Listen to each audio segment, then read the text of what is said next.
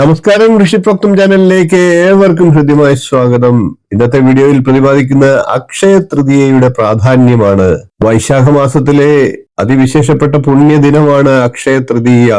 ശ്രീ ശങ്കരാചാര്യ സ്വാമികൾ കനകധാരാസ്തവം ചൊല്ലി സ്വർണ നെല്ലിക്കകൾ പൊഴിച്ച അതീവ വിശേഷപ്പെട്ട ദിവസമാണ് അക്ഷയ തൃതീയ ദിനം. കനകധാരാസ്തവത്തിന് ശ്രീസ്തുതി എന്നും പറയാറുണ്ട്. വൈശാഖ മാസത്തിലെ അക്ഷയ തൃതീയ ദിവസം എന്നാൽ മേടമാസത്തിലെ വെളുത്തപക്ഷത്തിലെ 3-ാം തീയതി അഥവാ തൃതീയ തിഥിയാണ്. കൃതയുഗം ആരംഭിച്ചതും വൈശാഖ മാസത്തിലെ തൃതീയ തിഥിയിലാണ്, അതും വെളുത്തപക്ഷത്തിൽ. അക്ഷയ എന്ന പദത്തിനർത്ഥം ക്ഷയമില്ലാത്തത് എന്നാണ്, അതായത് നാശമില്ലാത്തത് എന്ന്. കുറയാത്തത് അഥവാ നാശമില്ലാത്തത്, ക്ഷയിക്കാത്തത് എന്നൊക്കെയാണ് അർത്ഥം. അനശ്വരമായ സത്കർമ്മം ചെയ്യുന്നതിന് ഉത്തമം എന്നാണ് അർത്ഥം. സൂര്യചന്ദ്രന്മാർ അവരുടെ ഉച്ചരാശിയിൽ സഞ്ചരിക്കുന്ന ദിവസമാണിത്. ഈ ശുഭദിനത്തിൽ ദാനധർമ്മങ്ങൾ ചെയ്താൽ അനശ്വരമായ സത്കർമ്മ ഫലം ആ കുടുംബത്തിൽ സ്ഥിരമായി നിൽക്കുമെന്നാണ്. അതുകൊണ്ട് തന്നെയാണ് ഒരു നെല്ലിക്ക ദാനം ചെയ്ത കുടുംബത്തിന് കനകധാരാസ്തവം ചൊല്ലി സ്വർണ്ണ നാണയങ്ങൾ സമ്മാനമായി ശങ്കരാചാര്യർ നൽകിയത്. ഈ ദിവസം ചെയ്യുന്ന എല്ലാ കർമ്മങ്ങളുടെയും ഫലം അക്ഷയമാണ്, അതായത് ക്ഷയിക്കാത്തതാണ്, അതായത് നാശമില്ലാത്തതാണ്. അതുകൊണ്ടാണ് ഈ ദിവസത്തിന് അക്ഷയ തൃതീയ എന്നറിയപ്പെടുന്നത്.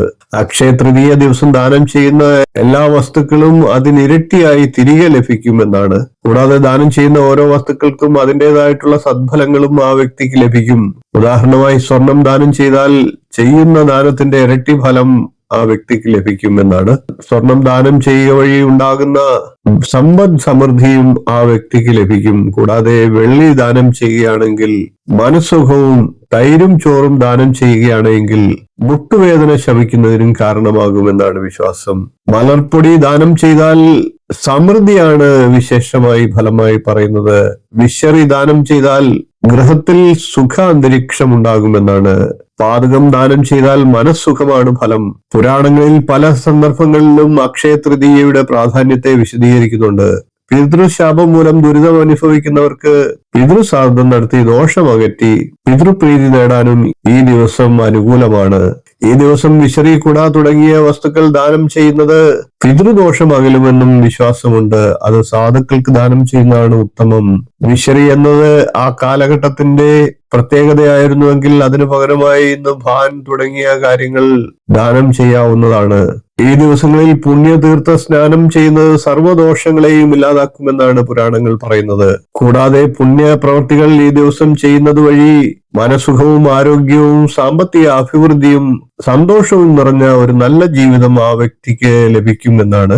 അക്ഷയ തൃതീയ ദിവസം ശേഖരിക്കുന്ന വസ്തുവകകൾക്കും സാധന സാമഗ്രികൾക്കുമൊക്കെ മെച്ചപ്പെട്ട ഫലം ലഭിക്കുമെന്നാണ്.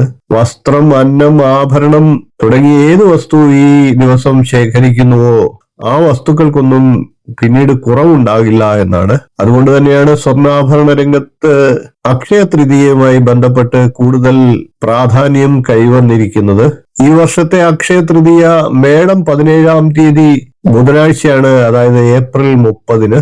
അക്ഷയ തൃതീയ ദിവസം ചെയ്യുന്ന മന്ത്രോപാസനയ്ക്കും അതീവ വിശേഷ ഫലങ്ങളെ ലഭിക്കുമെന്നാണ്. അതുകൊണ്ട് തന്നെ നിർബന്ധമായിട്ടും എല്ലാവരും വരുന്ന ഒരു വർഷത്തേക്കുള്ള ഐശ്വര്യത്തിനായിട്ട് അക്ഷയ തൃതീയ ദിവസം ജപം, ദാനം, ഹോമം ഇവയിൽ പങ്കെടുക്കുക. ഏറ്റവും പ്രധാനം അന്നേ ദിവസം ചെയ്യുന്ന ജപം തന്നെയാണ്. വരുന്ന ഒരു വർഷത്തേക്കുള്ള ഐശ്വര്യത്തെ നമുക്ക് അക്ഷയ തൃതീയ ദിവസം സ്വരൂപിക്കാവുന്നതാണ്. എല്ലാവർക്കും സമ്പദ് സമൃദ്ധിയും ഐശ്വര്യവും ഉണ്ടാകട്ടെ എന്ന് പ്രാർത്ഥിച്ചുകൊണ്ട് ഇന്നത്തെ വീഡിയോ നിർത്തുന്നു.